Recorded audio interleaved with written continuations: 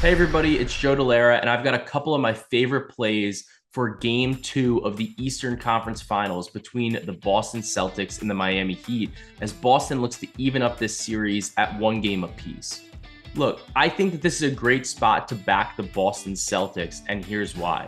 Over the course of the postseason, Boston is 4-1 against the spread after a loss this postseason, and I really think that the Boston Celtics are going to bounce back here. Additionally, when we look at this, over the past 10 years, home favorites in the conference finals are 21-10 against the spread off a loss. So it's a great bounce back spot from a trend perspective. But when we actually dive into the stats here, there's a lot of encouraging reasons why Boston should be able to bounce back as well. And a major factor of this is that Miami should experience a good amount of shooting regression. While Jimmy Butler and Bam Adebayo operated out of the post and really got into the interior of this Boston defense, they shot so far above expectation as a team. And in game 1, their effective field goal percentage was about 65%, but it was expected to be about 51%. So that's an incredible difference in terms of actual versus expected effective field goal percentage. And when you consider the fact that Miami's effective field goal percentage on the entire postseason is 54.4%, there's plenty of room for regression here.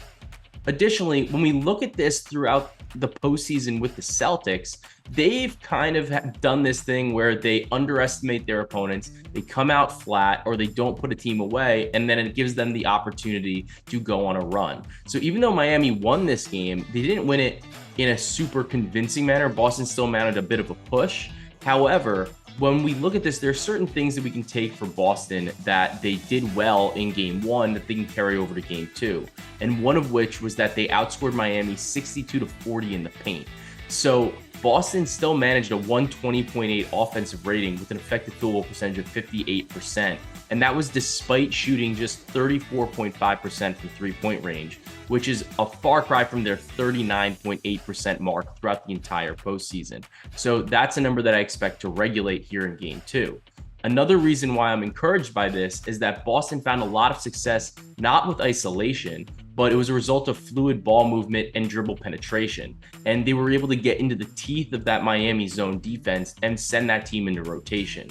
So we know that this is a good way to combat Miami's zone, and Boston still put up a good number, but they just allowed Miami to really shoot too far above expectation.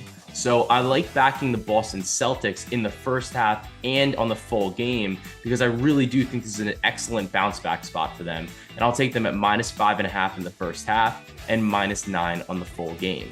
One prop that I am targeting despite this Boston success is Jaylen Brown to turn the ball over 2.5 times. He's averaged 5 turnovers per game against the Miami Heat this season, and he's exceeded 2.5 turnovers in 10 of 14 playoff games. So in game 1, his usage rate was great. It was 32.4%, but that also means that he was able to complement it with a turnover percentage of 21.1%. So I expect him to go over this line. I would keep betting this even at a minus or a juice number. And if you can get a plus money option at 3.5, I'm definitely taking that as well. So to recap, my 3 favorite plays for game 2 of the Eastern Conference Finals are the Celtics in the first half -5.5, Celtics on the full game at -9, and Jaylen Brown over 2.5 turnovers. Enjoy the rest of your Fridays and best of luck on your wagers.